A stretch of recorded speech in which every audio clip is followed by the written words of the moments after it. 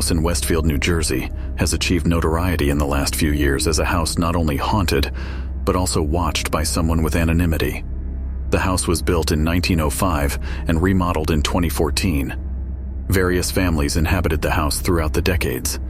The old Dutch colonial house is described as a real estate dream, hosting 6 bedrooms, a master suite, wood floors, and numerous fireplaces.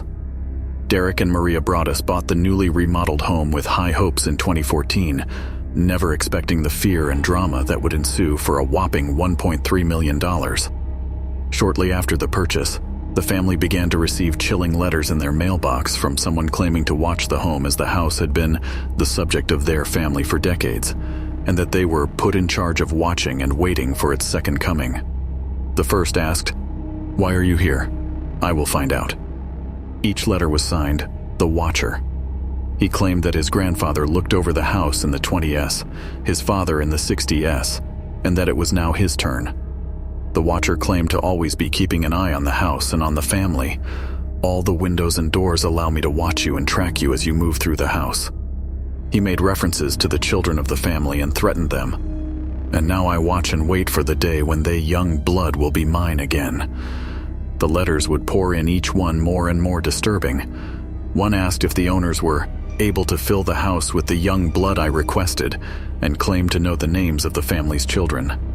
"I am pleased to know your names now and the name of the young blood you have brought to me." The Watcher claimed to one day call the children out by their names and lure them into the woods. "Once I know their names, I will call to them and draw them to me.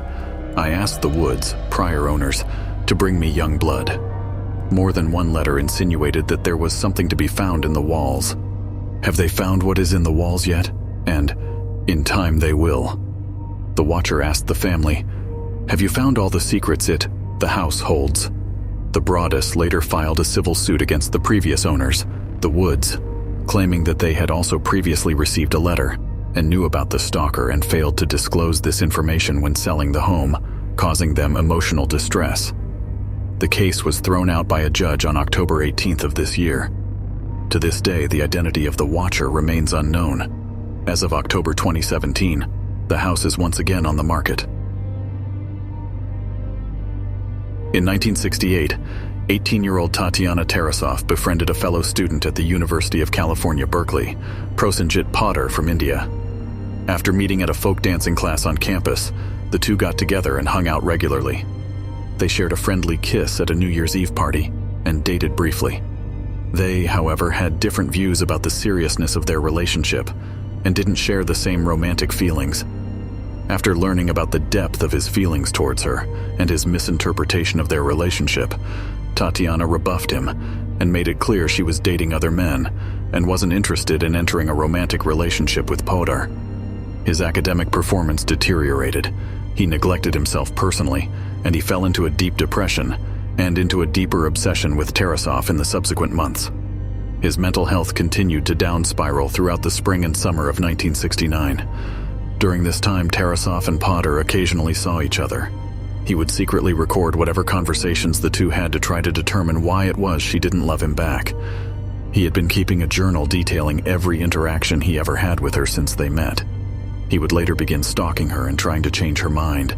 He would incessantly call her, show up and stand with her at her bus stop, and even befriended her brother and eventually moved in with him. Tatiana left the States later in the summer of 1969 to embark on a trip to Brazil. During this time, Potter sought professional help with psychologist Dr. Lawrence Moore at a campus mental health clinic. Dr. Moore grew concerned when Potter expressed the desire and intention of killing Tarasoff and believed he was suffering from acute and severe paranoid schizophrenia. The doctor advised the patient to cut off communication with and stay away from Tarasoff, and that if the death threats continued, he would have to take further action. Potter then stopped showing up to treatment.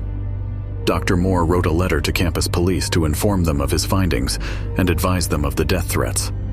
He also sent a recommendation that Potter be civilly committed as a dangerous person.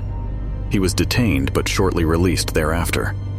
Police interviewed Potter, concluded that he was not a threat nor dangerous, and advised him to stay away from Tarasoff. Dr. Powelson, Moore's psychiatric supervisor, ordered he not be detained further.